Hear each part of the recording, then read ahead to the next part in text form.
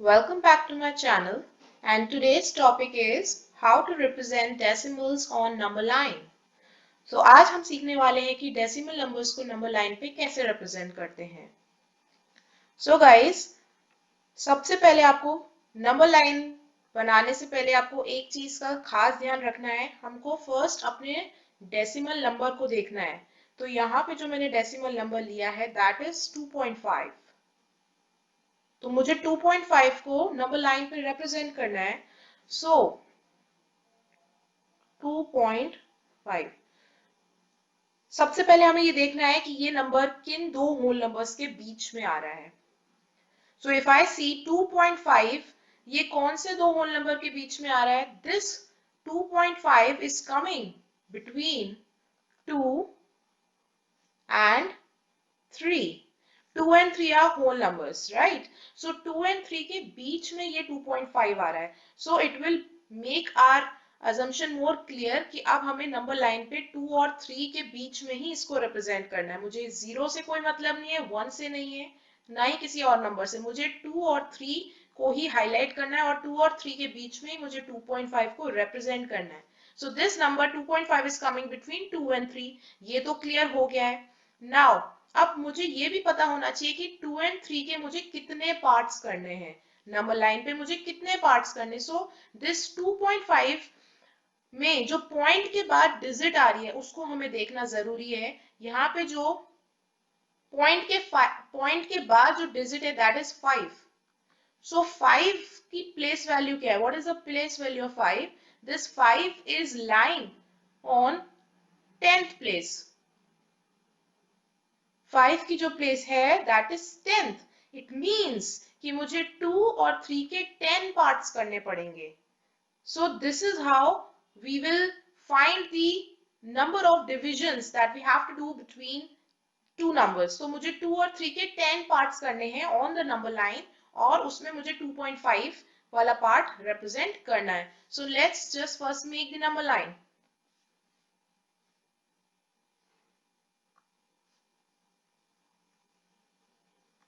सो पहले हम number line बना लेते हैं.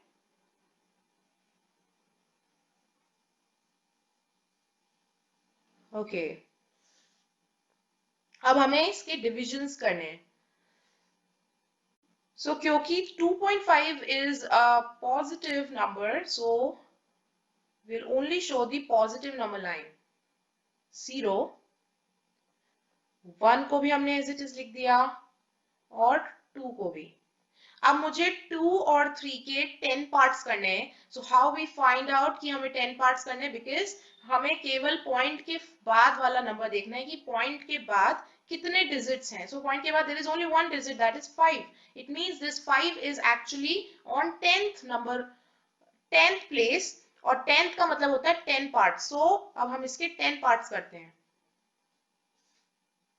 सो हम 2 और 3 के 10 पार्ट्स करते हैं. तो 1, 2, 3, 4, 5, 6, 7, 8, 9 और लास्ट वाला जो पार्ट होगा which is 3.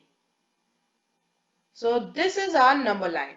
तो हमने अपनी नंबर लाइन बना लिए है. 2 और 3 के मैंने 10 पार्ट्स कर लिए हैं. नाउ ये जो 2.5 है ये कौन सा पार्ट है? ओके सो यस, सो इसका जो फर्स्ट पार्ट होगा, 2 के बाद जो फर्स्ट पार्ट होगा वो होगा 2.1. सेकेंड पार्ट होगा 2.2. थर्ड पार्ट है 2.3. Fourth is 2.4 and the fifth part is 2.5. तो मैं सारे पार्ट्स लिख देती हूँ. 2.6, फिर 2.7, देन 2.8, देन 2.9. तो मुझे केवल 2.5 को रिप्रेजेंट करना है.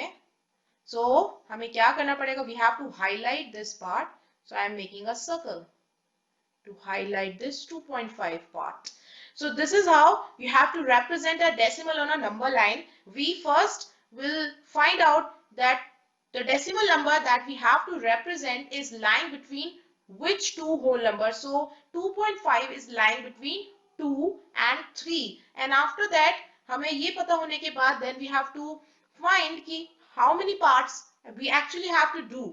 So here we have to do 10 parts. How we get to know about this? After watching the digit that is after decimal point. So decimal point के बाद there is only one digit and the place value of that digit is 10th and 10th represent 10 parts. So we did the 10 parts and then we represent 2.5.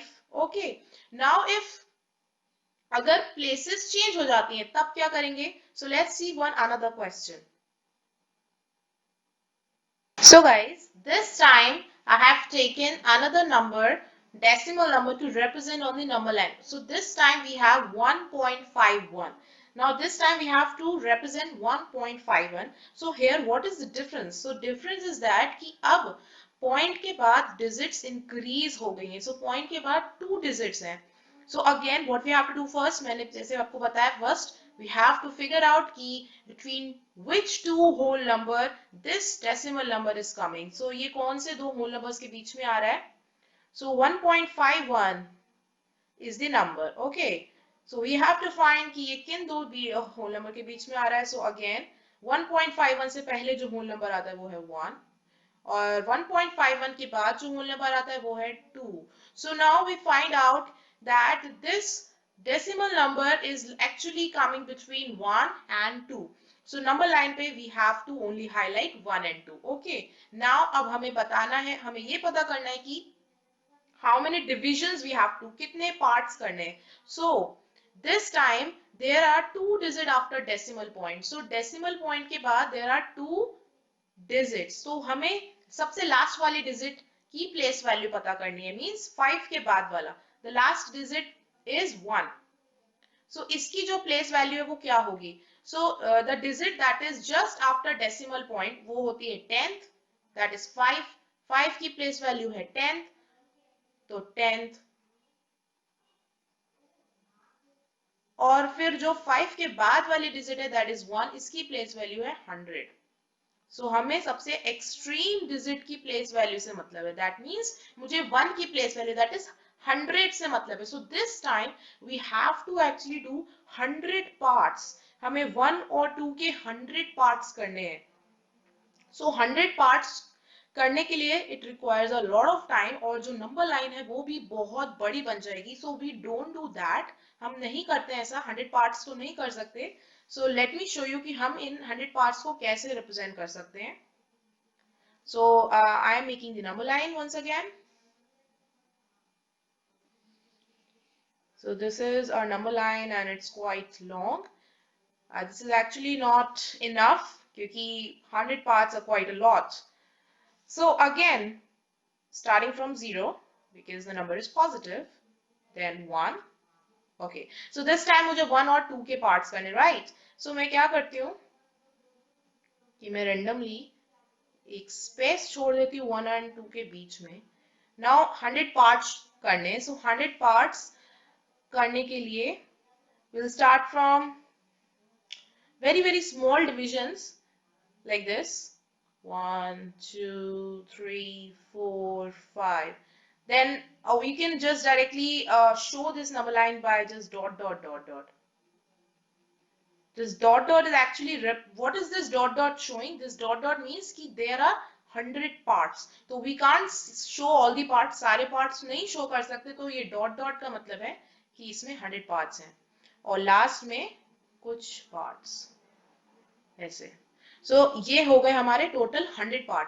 तो मुझे कौन सा part चाहिए? मुझे 1.51 वाला part चाहिए. And 1.51 जो है ये mid में ही lie कर रहा है. 1 और 2 के mid में lie कर रहा है because it's 1.5.